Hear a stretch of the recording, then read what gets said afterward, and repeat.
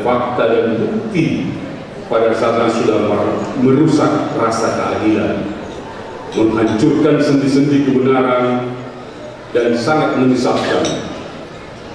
Ingin populer dan mendapatkan simpati dan dukungan dengan cara-cara yang tidak terpuji itu mencerminkan akhlak dan perilaku yang jauh dari nilai keislaman yang sejati.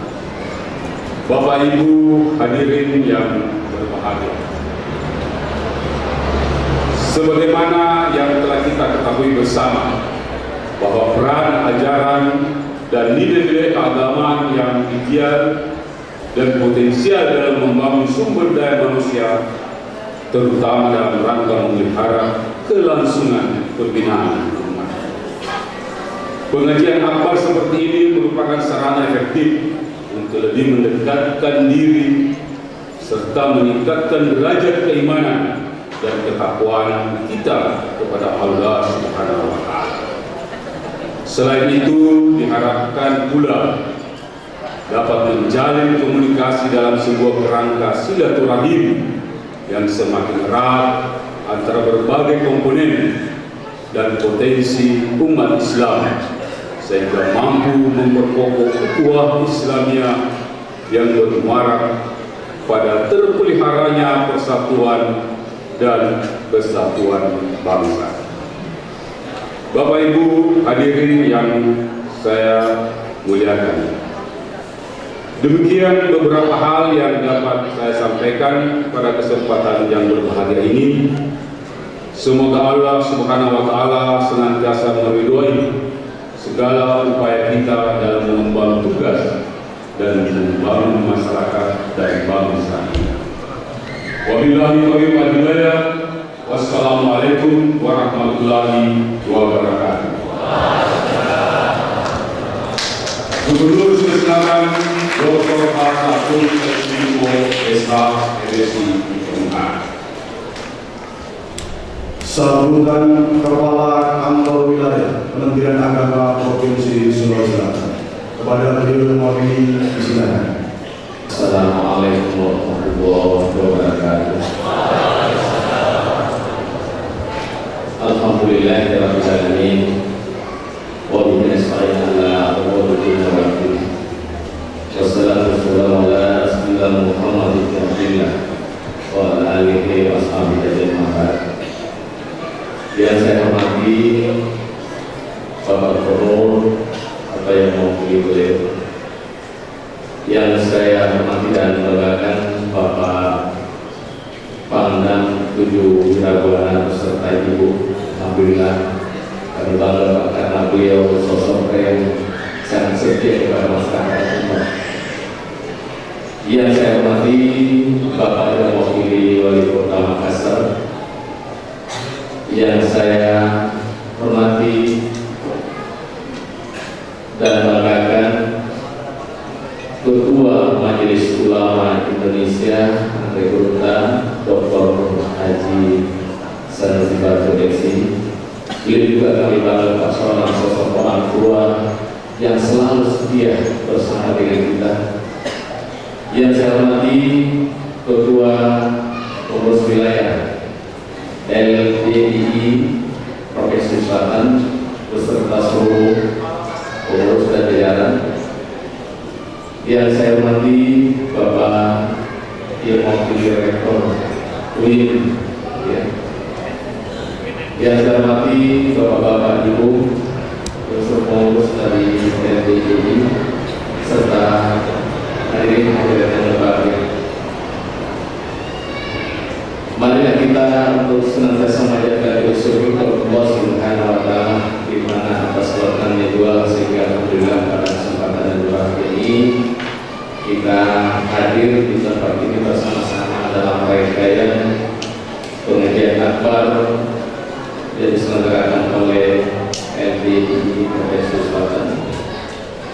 Bapak Ibu hadirin yang saya hormati, ya Bapak Panglima bahwa dan pengurus wilayah, pimpinan wilayah, bahwa Pak Kadir Kementerian Agama ini sedang dalam perjalanan penyelenggaraan ibadah umroh, sehingga pada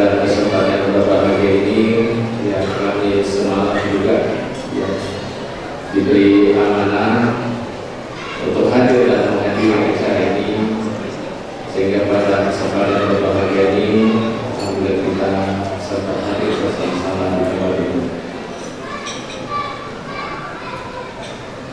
Bapak-bapak, ibu hadirin yang saya hormati, bahwa penyelenggaraan atau kegiatan pengajian LDI ini adalah sesuatu yang sangat betul-betul memberikan wujud nyata bahwa LDI ini adalah lembaga wadah keagamaan, ya, tentu pemikiran adalah pemerintah, khususnya Kementerian Agama dan khususnya Provinsi Sulawesi Selatan. Oleh itu tentu harapan-harapan kita semua, khususnya dari kami dan pemerintah ini, agar LDI agar dapat menangkap isu-isu yang sesungguhnya apa yang dimungkinkan terjadi, dan dimungkinkan bahwa lewat lembaga-lembaga ini untuk bisa memberikan arah-arah yang sesungguhnya sesuai harapan bangsa Indonesia. Ya, tentu saya lihat bahwa ini 4 pilar ini yang sesungguhnya saya dari pengakuan-pengakuannya sesungguhnya dilakukan ini, dan juga tentu dari isu-isu sekarang ini bukanlah suatu isu ini, tapi memberikan bukti nyata kita ini.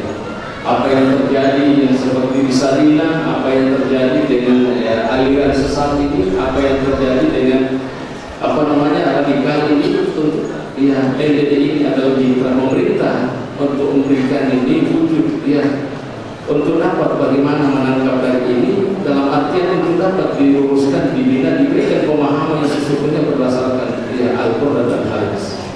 Ya, dalam artian menyempurnakan akhlak. Jadi kita ini tentu LDI ini sangat kita berharap bahwa apa yang menjadi pedoman-pedoman ini, saya kira keterbukaan LDI ini untuk kita bersama-sama sih, untuk kita bagaimana memberikan responsif terhadap apa yang dilakukan oleh LDI ini, agar tentu pemerintah di sini untuk dia bisa melihat dan memandang bahwa dengan kehadiran wadah lembaga-lembaga keagamaan ini sangat kita harapkan untuk membuahkan sebuah buah yang akan nantinya memberikan kesejukan umat, ya, kesejukan umat ya pada khususnya.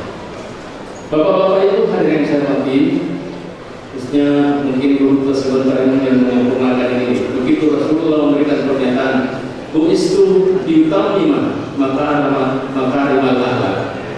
Jadi saya kira di sini pernyataan ini barangkali ini LDI ini memberikan pernyataan sikap ini bahwa dibangun ini lembaga dakwah ini untuk ia bisa menyempurnakan akhlak, ya, menyempurnakan akhlak. Ya. Tentu dengan ya, nuansa-nuansa yang seperti ini kita semua harapan-harapan ini untuk terbangun kerjasama yang baik, bagaimana memberikan kecintaan dan umat ini agar dia menjadi sejuk, agar dia dapat melaksanakan sesuai harapan-harapan ya pemerintah. Bapak-bapak ibu hadirin yang saya hormati, ya mungkin saya tidak dengan apa yang kawan sambutan tertulis ini, tapi karena saya melihat dan apa yang kami rasakan yang sesungguhnya LDI ini akan membuka diri untuk kita bersama-sama untuk berjalan bersama dalam membangun bangsa Indonesia yang lebih aman, lebih damai, lebih sejahtera, lebih sejuk, aman dan damai.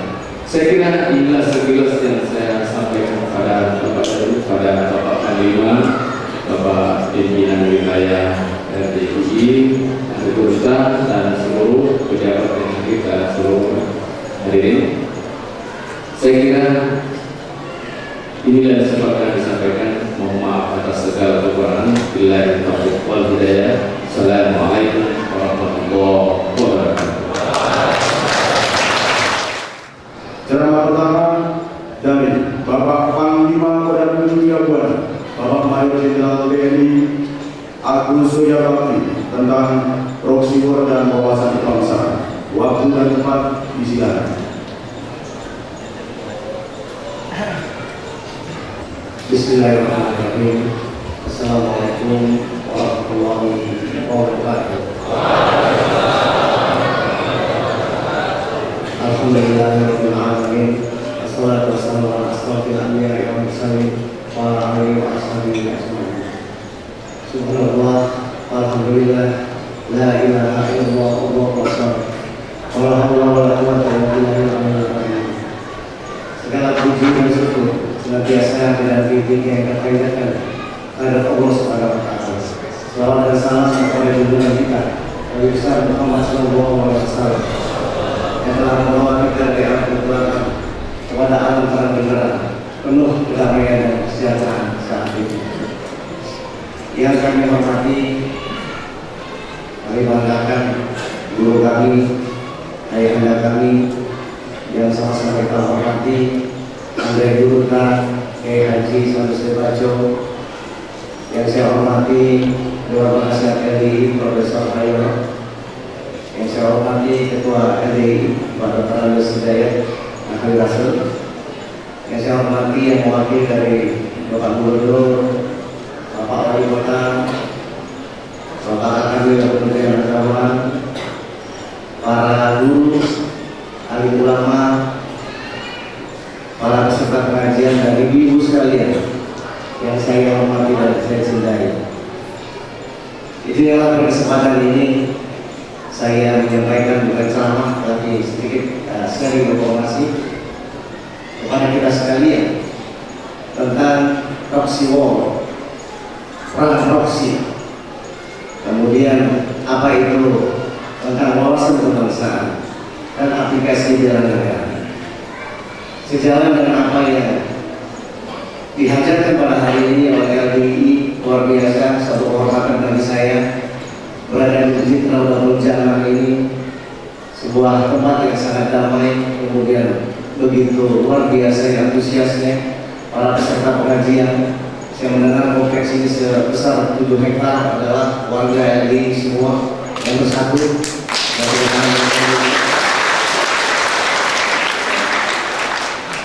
yang selalu mengedepankan kedamaian.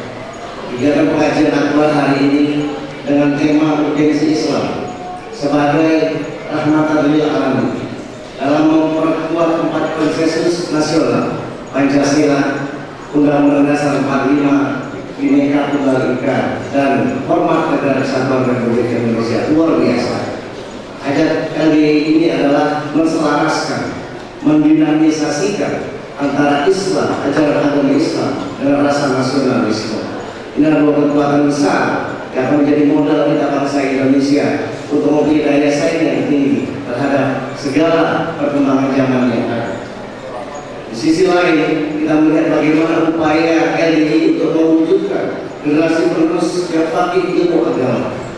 Yang pertama adalah faqih ilmu agama, kemudian berakhlakul karimah, mempunyai akhlak layaknya Nabi besar kita Muhammad sallallahu alaihi wasallam, dan yang terakhir berjiwa mandiri, mampu mandiri dari sisi ekonomi, sehingga antara keyakinan agama, cinta tanah air, nasionalisme dengan kemampuan ekonomi yang baik, dengan mandiri mewujudkan kesejahteraan, itulah kehidupan yang aman, damai dan sejahtera harapan kita semua.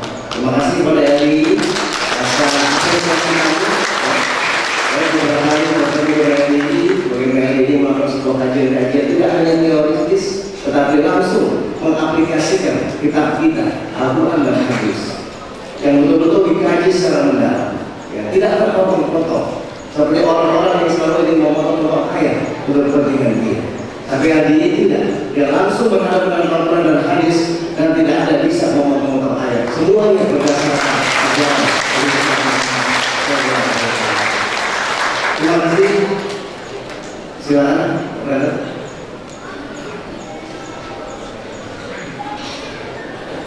Lagunya mana?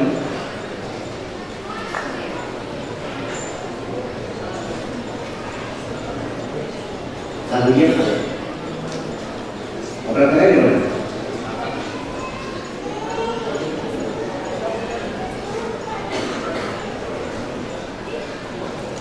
Ada saran dari sedikit. Oke, saya kira perkenalan saya asli tentara, Bapak Ibu sekalian. Saya asli tentara. Tapi hari ini saya jadi rusak. Yang dulu pakai peci. Ya, alhamdulillah.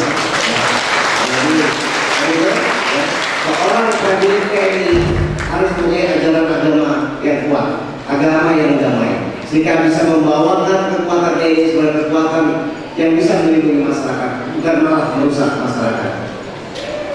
Yang lanjut.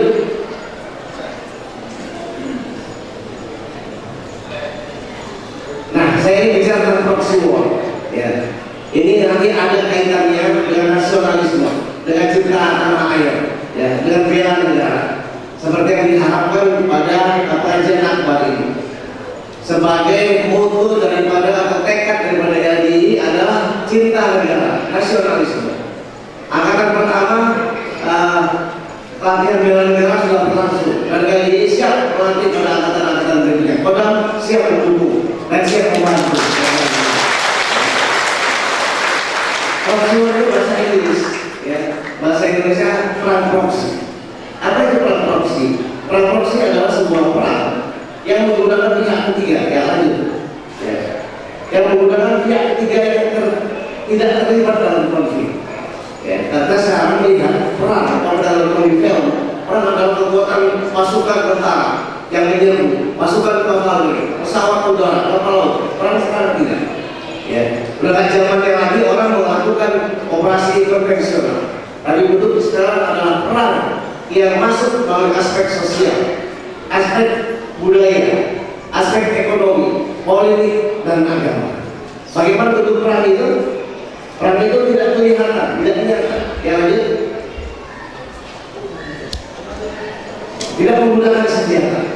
Kemudian yang kedua adalah tidak nyata, tapi ada. Nyata tidak ada, tetapi dapat dirasakan seperti angin. Ya, nggak kelihatan, tapi angin yang terasa ada. Inilah perang proxy. Kemudian terakhir adalah memiliki dampak yang sangat dasar, sangat luar biasa bagi semua aspek kehidupan masyarakat. Karena apa? Dia masuk pada aspek sosial, bagaimana budaya masyarakat kita sekarang, budaya Indonesia, nilai-nilai luhur bangsa, ini sudah mulai tergeser dengan norma-norma yang masuk dan upaya yang dilakukan. Kalau kita berperang dengan negara A, maka negara A tidak mengirimkan pasukan kepada kita. Dia menggunakan negara B, negara C, atau orang B, orang E untuk menghajar Indonesia pada sisi budaya, pada sisi sosial, pada sisi ekonomi, dan sebagainya, termasuk sistem politik. Nah, inilah yang sangat berbahaya. Saya katakan bahwa perang itu tidak ada bentuk, tetapi dia nyata ada dan masuk pada segmen kehidupan kita masing-masing. Ya, lanjut. Sekarang kita lihat peta konflik dunia. Ya, sebelum kita bicara kenapa terjadi proxy war, kenapa sekarang di Indonesia ini banyak sekali kejadian-kejadian yang luar biasa, banyak kejadian-kejadian yang mengedepankan kekerasan. Kita lihat pada peta konflik dunia, lanjut, di mana konflik terjadi di Libya. Kita tahu Libya dari data yang ada, dia memproduksi 1.250.000 barel minyak per hari. Kemudian kita lihat konflik berikutnya di Mesir, ya, di mana dia itu memproduksi 600.000 barel per hari minyak. Ya. Kemudian kan negara berikutnya, negara Irak dan Suriah, ya, kita lihat luar biasa besarnya, ya, produksi minyak energi yang dia keluarkan untuk menghidupi negara-negara lain. Kemudian kita lihat belakangan ini muncul ISIS di Irak dan Suriah. Walaupun alasan yang disampaikan adalah menentang penguasa yang sah. Kita lihat konflik berikutnya di negara berikutnya di Iran, ya, sama. Dia juga punya produksinya yang luar biasa. Negara berikutnya, negara berikutnya adalah Kuwait, ya, lebih besar, 3.200.000 barel per hari. Ya, kandungan minyak atau energi yang ada di negara dia. Lanjut. Sudah, ya, walaupun kecil, kita lihat. Tetapi apa yang terjadi di Sudan hari ini masih menyisakan bibit konflik yang ada, ya, yang itu menjadi sebuah dampak secara internasional. Lanjut. Kongo, Yaman, terus dan Nigeria. Ya, lanjut. Ukraina terakhir. Kita lihat Rusia, ya. Ukraina dia mempunyai kandungan 10 juta barel minyak per hari yang dia keluarkan. Artinya konflik-konflik di dunia yang terjadi ini bernuansa energi, bernuansa ekonomi. Artinya negara-negara yang terjadi konflik ada kandungan luar biasa dari energi yang dimiliki oleh negara kita. Lanjut. Sehingga kita melihat 70% konflik dunia karena berlatar belakang energi. Tetapi alasan yang dibutuhkan apa? Alasannya adalah alasan agama, alasan sosial, alasan budaya, dan kepentingan negara. Tetapi pada intinya adalah masalah energi, masalah minyak yang terkandung di sebuah negara tersebut yang menjadi incaran negara-negara besar. Lanjut. Bapak Ibu sekalian, yang kedua kita lihat ledakan penduduk dunia. Ini data-data yang bisa kami kumpulkan. Lanjut. Pada tahun 2043 penduduk dunia akan mencapai 12,3 miliar. Saat ini sekitar 2,3 miliar. Pada 2043 akan menjadi 12,3 miliar. Nah, kemudian kita lihat, kalau lihat peta dunia pada batas khatulistiwa, di atas adalah negara-negara di atas ekuator, dan di bawah adalah negara-negara di bawah ekuator, negara ekuator. Kita lihat, lanjut. Dari 12,3 miliar, maka 2,5 miliar akan berada di negara-negara ekuator. Apa itu negara ekuator? Kalau kita lihat pada slide berikutnya. Ini adalah negara-negara ekuator yang berada di bawah, termasuk Indonesia. Ya, termasuk Indonesia.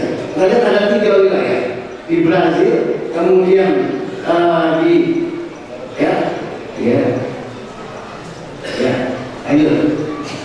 ini adalah negara-negara di ekuator yang memiliki sumber daya yang luar biasa, sangat subur tanahnya. Di antaranya adalah Indonesia. Kita lihat pada peta sebelah kanan, Indonesia, Vietnam, Kamboja, Laos, Myanmar, dan sebagainya. Yang di tengah-tengah Kongo, Ghana, di kiri adalah Kolombia, Meksiko, dan Venezuela, dan sebagainya. Ini adalah negara-negara di bawah garis khatulistiwa yang memiliki saat ini sumber daya yang luar biasa, termasuk Indonesia.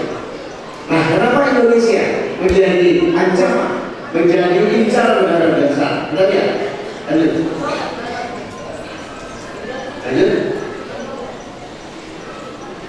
Bagaimana posisi Indonesia pada negara ekuator tersebut memiliki peran yang sangat luar biasa. Indonesia adalah negara kepulauan terbesar di daerah ekuator. Kita lihat secara geografi. Kemudian garis pantainya adalah garis pantai kedua terpanjang di dunia, yaitu sekitar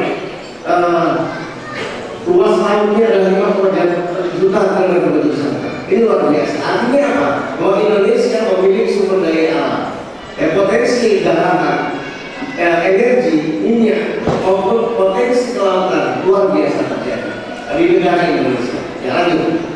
Sehingga inilah yang menjadi ancaman negara-negara lain yang saya katakan tadi. Begitu bertambah ledakan penduduk pada negara-negara non-ekuator yang ada di atas garis khatulistiwa, mereka akan menyerbu kepada negara-negara ekuator termasuk Indonesia. Ya, ini ancaman yang paling jelas saat ini kita lihat, sehingga perang saat ini yang terjadi adalah lanjut. Yang lanjut lagi habis ini satu slide tadi situ terus. Ya, terus. Ya, kembali. Ya. Jadi kita lihat perang saat ini adalah menjadi perang pangan, air, dan energi yang berada di sekitar suatu ekuator, termasuk Indonesia. Karena apa? Karena posisi kita menjadi posisi yang sangat penting di mata dunia. Secara geopolitik, keadaan geografi, demografi, sumber daya yang ada, ini memiliki sebuah kekuatan yang sangat besar. Dan inilah yang menjadi incaran negara-negara besar. Sehingga untuk melakukan serangan secara langsung tidak mungkin. Sehingga mereka membuat merancang sebuah skenario dengan sebuah perang proksi, perang yang menggunakan orang lain, perang yang menggunakan budaya-budaya asli, perang yang menggunakan kekerasan-kekerasan, ajaran-ajaran kekerasan, budaya-budaya barat yang sangat berbeda dengan budaya Indonesia. Kita lihat sekarang anak muda kita sudah tidak senang lagi memakai jilbab atau baju yang bernuansa Indonesia, tapi lebih senang menggunakan baju-baju yang bergaya luar negeri, ya, yang terbuka sedikit-sedikit maupun terbuka banyak, gitu ya. Itu yang menjadi senang anak muda kita. Itu dari sisi budaya, belum lagi dari sisi sistem politik. Kita lihat bahwa sistem politik yang ada sudah bernuansa kekerasan, tidak memberikan keteladanan. Kita lihat perkelahian di dalam sidang-sidang anggota DPR terhormat ini memberikan contoh-contoh yang tidak baik. Ini adalah akibat ulah yang dilakukan oleh beberapa negara yang melakukan perang proksi terhadap Indonesia.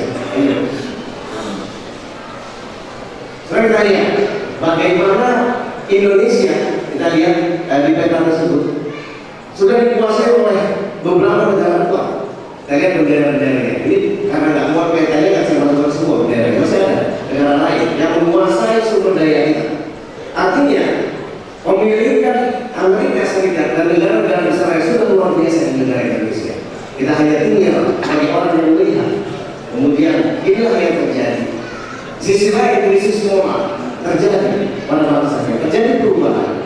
Ini yang tidak sadari bahwa ini sekalian telah terjadi paradoksi terhadap negara Indonesia. Lanjut. Semua negara ini menguasai sumber daya alam Indonesia. Semua orang yang main. Kita lihat kasus Freeport terakhir, bagaimana Amerika mati-matian mempertahankan kepentingan dia sehingga dia tetap eksis di Freeport sebagai sumber kekayaan alam kita yang sangat besar. Dan ini adalah gambaran bagaimana tangan-tangan tidak terlihat, tangan-tangan orang lain yang digunakan oleh negara-negara tertentu untuk menguasai Indonesia, yang membuat opini, kebencian, hasutan, kekerasan dan terakhir terorisme. Kita melihat sudah terbiasa kebudayaan kita untuk bagaimana membuat kekerasan. Nah, apabila upaya-upaya tersebut sudah dilakukan, kemudian negara kita sudah terpecah-pecah, sudah terbelah-belah, maka nilai-nilai luhur yang menjadi kekuatan bangsa selama ini menjadi hilang, dan akhirnya kita saling tuduh, bahkan saling bunuh. Ini yang terjadi. Agama sudah bukan merupakan satu lagi ajaran yang damai. Agama sudah digunakan oleh sebuah kepentingan, apakah itu orang maupun kelompok. Ajaran-ajaran agama sudah berbelok dari akidah yang damai menjadi sesuatu yang bernuansa kekerasan. Itu semua apa? Didesain dari luar. Ya. Kemudian apa yang terjadi pada kita? Kita saling tuduh, kita saling menyalahkan, ya. Kita saling menguasai kelompok-kelompok lain. Di era kebebasan seperti ini, inilah yang terjadi akibat korupsi tadi. Ya. Bapak sekalian, dari proses tersebut kita harus mewaspadai ancaman yang terjadi. Pertama adalah intervensi asing. Bagaimana orang asing menguasai negara kita? Kita tidak dapat kesempatan untuk bisa mandiri, untuk maju, ya, mengelola negara kita sendiri. Yang kedua kita lihat adalah peran cyber atau cyber war, di mana di era teknologi saat ini, teknologi menjadi sebuah andalan yang besar. Dan internet, dunia maya menjadi sebuah hal yang menarik anak muda. Pada mulai dunia maya lah masuk paham-paham kekerasan, paham-paham yang tidak sesuai dengan nilai-nilai bangsa Indonesia. Dengan 200.000 adik-adik kita sudah bisa berselancar di dunia maya. Dia bisa melihat negara lain, budaya lain yang tidak sesuai dengan bangsa kita. Ini yang terjadi. Ada ancaman kedua, dan berikutnya adalah ancaman yang bernuansa kekerasan dan terorisme. Terorisme adalah anak kandung dari radikalisme. Awalnya radikal, awalnya keras, baru dia menjadi seorang teroris. Baru dia melakukan, menyebarluaskan paham-paham tentang terorisme. Lanjut. Ancaman kedua adalah narkoba. Narkoba ini adalah sebuah desain yang dimainkan sedemikian rupa sehingga bisa menguasai anak muda kita. Kita lihat anak-anak muda kita sekarang senangnya main begal. Dia nggak punya uang, tapi dia menggunakan kekuatan, dia merampok orang, dia membunuh orang, dia membunuh orang untuk mengambil jam tangan, untuk merampok dompetnya, merampok motornya. Kemudian kita lihat lagi adalah geng-geng motor, bisa lihat bagaimana mereka mempunyai sebuah kekuatan atau mungkin tekad yang sangat kuat, ya, menuaskan kekerasan. Semua ini sebagian dimainkan oleh narkoba. Orang-orang tersebut adalah orang yang memang menggunakan narkoba sehingga pikirannya tidak lagi logis, pikirannya tidak lagi sehat, sehingga dia bisa mampu berbuat apapun, ya, karena dia sudah dipengaruhi oleh narkoba. Ayo. Mohon maaf kalau saya agak serak karena saya agak batuk, jadi suara saya mungkin agak kurang bagus. Nanti yang bagus mungkin istri saya suaranya maksudnya. Nah ini krisis moral. Ya, kita lihat krisis moral yang terjadi pada anak muda. Anak muda yang sudah berani terhadap orang tuanya, anak muda yang sudah bisa membunuh temannya, memperkosa satu kelasnya, kemudian melawan gurunya, bahkan melawan ustadznya.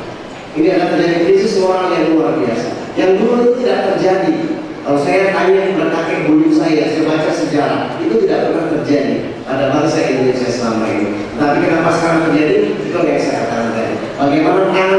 tidak terlihat menguasai negara kita pada aspek ekonomi, aspek sosial, aspek budaya dan semua sekalian. Lanjut, ancaman berikutnya kita lihat ada pada dinamika politik. Ini yang saya katakan tadi, politik menjadi sebuah arena yang tidak memberikan pemahaman ketauladan, contoh yang baik bagi masyarakat. Sehingga kalau sudah sistem politik yang demikian, maka masyarakat yang menjadi korban. Inilah yang terjadi bagaimana dinamika politik itu dimainkan untuk kepentingan negara-negara tertentu kepada negara kita. Lanjut. Nah, kemudian serangan proxy war itu tidak seperti serangan negara-negara di Irak, misalnya di Iran diserang oleh Amerika, Suriah, Rusia dan sebagainya yang menggunakan pesawat, kapal, pasukan tentara. Tetapi perang proxy itu mengedepankan sebuah upaya-upaya yang sangat halus yang berjalan seolah-olah hal yang biasa, hal yang wajar yang terjadi di sebuah masyarakat. Sehingga proxy war tidak bisa kita lihat secara fisik, tetapi bisa kita rasakan dalam merubah semua tata nilai yang ada di masyarakat kita. Lanjut. Bapak Ibu sekalian, siapa sasaran proxy war? Pertama adalah masyarakat. Masyarakat Indonesia. Apakah dia generasi muda? Apakah dia alim ulama? Apakah dia tenaga pendidik? Apakah dia seorang guru? Semua masyarakat Indonesia menjadi sasaran dengan melemparkan opini, dengan mengerti.